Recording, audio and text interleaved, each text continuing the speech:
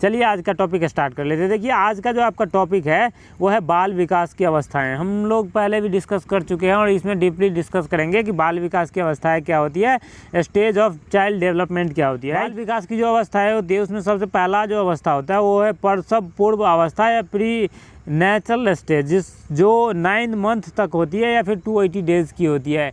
अब second point है शैशव अवस्था, जिसको इन्फेंसी स्टेज कहा जाता है, और इसका जो अवस्था होता है, जो ड्यूरेशन होता है, वो जन्म से लेकर के 5 वर्ष तक होती है, राइट।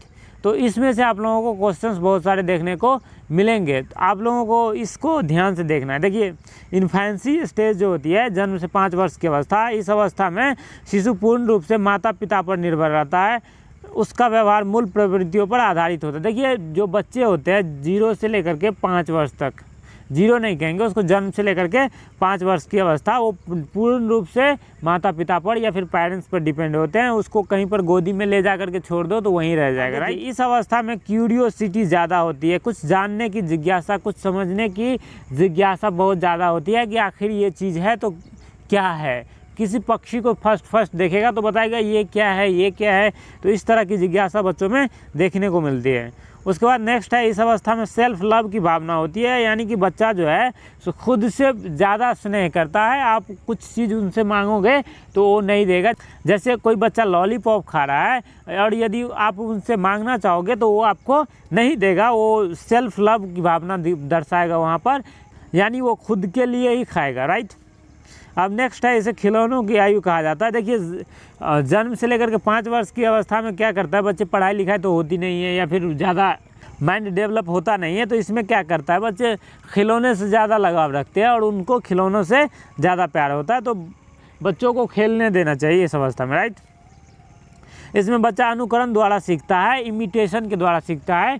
जो आप कर रहे हो ना उसी को वो दोहराने का प्रयास करेगा, नकल करने का प्रयास करेगा। दैट इज़ कॉल्ड इमिटेशन, अनुकरण, राइट।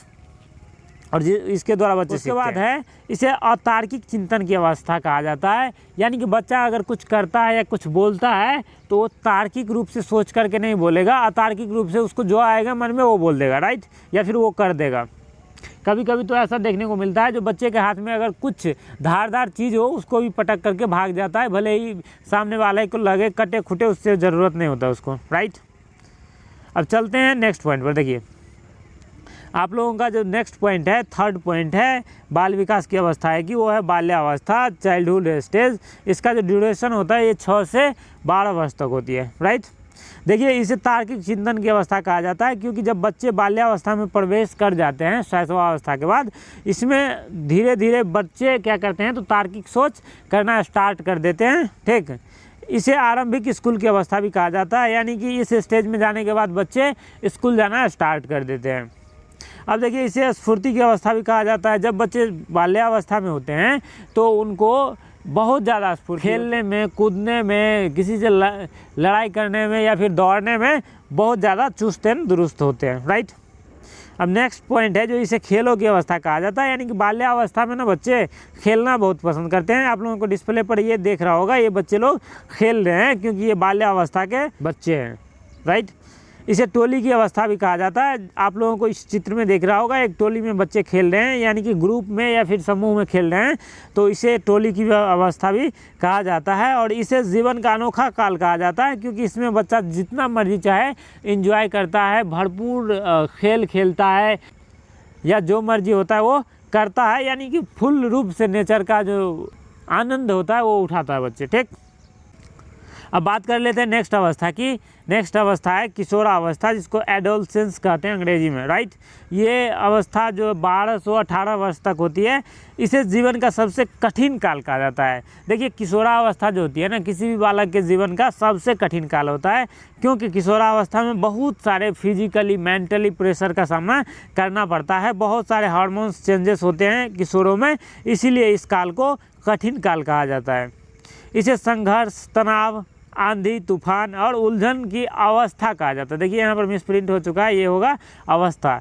इस काल में जो है, किशोरावस्था में जो है, बच्चे को बहुत सारी चीज़ों से संघर्ष करना पड़ता है, बहुत सारे तनाव का सहन करना पड़ता है, इसीलिए इसको आंधी, तूफान या फिर उलझन की अवस्था कहते हैं, ठीक। नेक्स्ट पॉइंट है, इसमें विषमलिंगी की आकर्षक होती है। उसके बाद है, इस अवस्था को स्वर्ण काल कहा जाता है, यानी कि किशोरावस्था जो होती है बच्चों की स्वर्ण काल होती है।